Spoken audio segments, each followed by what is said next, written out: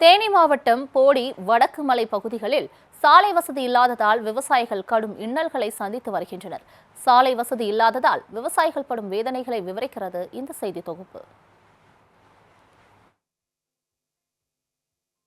ஏலக்காய் விளைச்சலில் கேரள மாநிலம் முதலிடத்தில் உள்ளது.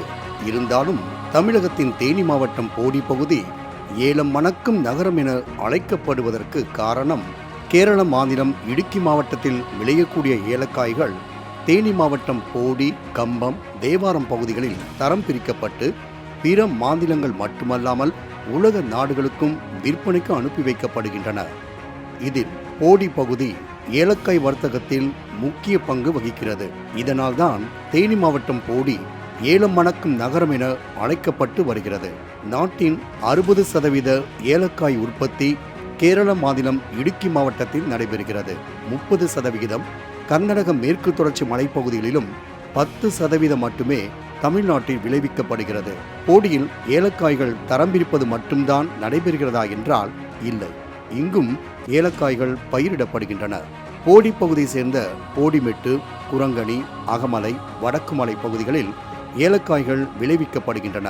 இங்கு சுமார் 30,000 ஏக்கருக்கு மேல் நிலம் உள்ள நிலையில் வெறும் 3,000 ஏக்கர் நிலத்தில் மட்டுமே ஏலக்காய் பயிரிடப்படுகிறது. இதற்கு காரணம் சாலை வசதி இல்லாததே ஆகும். போடிமெட்டு, குரங்கணி, அகமலை, வடக்குமலை உள்ளிட்ட மலைப்பகுதிகளுக்கு செல்ல சாலை வசதி என்பதே கிடையாது. கரடு முரடான மலைப்பகுதிகளில் சுமார் 3 முதல் 12 கிலோமீட்டர் வரை நடைபயணமாக சென்றுதான் விவசாயம் செய்ய வேண்டி உள்ளது. மலையின் மீது எந்த உணவுப் பொருள்களோ எந்த அடிப்படை வசதிகளோ கிடையாது. உணவு உட்பட அனைத்தையும் கீழிருந்து மலைப்பகுதிக்கு கொண்டு சென்றுதான் விவசாயம் செய்ய வேண்டும். அதிலும் வனவிலங்குகள் அச்சுறுத்தலோடு ஆபத்தான பயணம் மேற்கொள்ள வேண்டிய நிலை உள்ளது. விவசாய பணியின் போது ஒருவருக்கு உடல்நலக்குறைவு ஏற்பட்டாலோ அல்லது விஷப்பூச்சிகள் கடித்தாலோ அவர்களை மருத்துவமனைக்கு அழைத்து செல்ல தோழி கட்டி தோளில் சுமந்தபடி 12 கிலோமீட்டர் தூரம் வரை நடந்தே செல்ல வேண்டும். இப்படி செல்லும் வழியிலேயே பலர் உயிரிழந்துள்ளதால் மலைகளில் வேலை செய்ய கூலி ஆட்கள் வருவதில்லை என்று விவசாயிகள் கூறுகின்றனர். இதனால் போடிமெட்டு, குரங்கணி, அகமலை, வடக்குமலை உள்ளிட்ட பகுதிகளில் சாலை வசதி அமைத்துக் கொடுத்தால் தங்களால் கேரளாவுக்கு நிகராக ஏலக்காய் உற்பத்தியில் தன்னிறைவு பெற முடியும் என கூறுகின்றனர் அப்பகுதி விவசாயிகள்.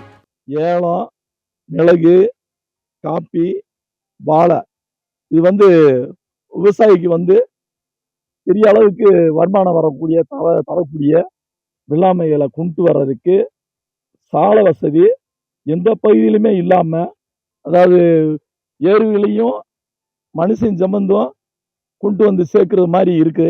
அதனால சில பகுதியில் குருதைகளையும் கொண்டு வர்றாங்க. அது விவசாயிகளுக்கு என்னன்னா ரொம்ப பாதிப்பு. ஏர்வைகளையும் கழுதை இந்த மாதிரி குருதைகளையும் கொண்டு வந்து அதே மனுஷனும் சம்பந்து கொண்டு வரும்போது ரொம்ப விவசாயம் பண்றதுக்கு ரொம்ப சிரமமா இருக்கு. இப்பகுதிகளுக்கு செல்ல பாதை வசதியே இல்லாத நிலையில் விவசாய உபகரணங்களை கொண்டு செல்லவும் விளைபொருட்களை கீழே கொண்டு வரவும் கழுதைகளையும் குதிரைகளையுமே இப்பகுதி விவசாயிகள் பயன்படுத்தி வருகின்றனர்.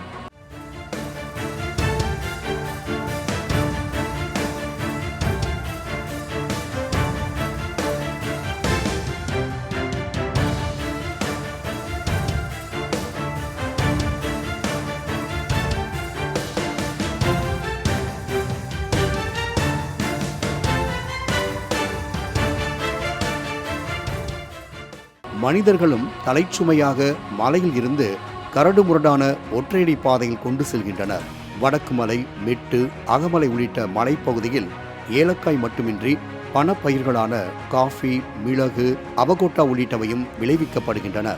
இங்குள்ள 30,000 ஏக்கர் நிலத்தில் வெறும் 3,000 ஏக்கர் மட்டுமே விவசாயம் செய்யப்பட்டு வருவதால் எஞ்சியுள்ள 27,000 ஏக்கர் பகுதிகள் தரிசு நிலமாக உள்ள நிலையில் மத்திய மாநில அரசுகள் துரித நடவடிக்கை எடுத்து சாலை வசதி அமைத்துக் கொடுத்தால் மலைப்பகுதி உள்ள மரங்களை அழிக்காமல் அந்த மரங்களை பயன்படுத்தியே ஏலக்காய், மிளகு போன்ற பயிர்களை உற்பத்தி செய்து மலையையும் பாதுகாத்து ஏலக்காய் சாகுபடியில் கேரளாவுக்கு இணையாக தமிழ்நாட்டை தரம் உயர்த்த முடியும் என நம்பிக்கை தெரிவிக்கின்றனர் மலைப்பகுதி விவசாயிகள். கழுதைகள் மூலமாக தான் நாங்கள் கொண்டு வந்துட்டு இருக்கோம். எந்த ஒரு பொருள் கொண்டு வந்தாலும் ஒரு சமையலுக்கு கூட ஒரு சாப்பிட்றது கூட ஒரு பொருள் கொண்டு போனா கூட சமைச்சிக்கிறதுக்கு கூட நாங்கள் இதைத்தான் நாங்கள் கொண்டு போக வேண்டிய சூழ்நிலை நாங்கள் உட்காந்துருக்கோம்.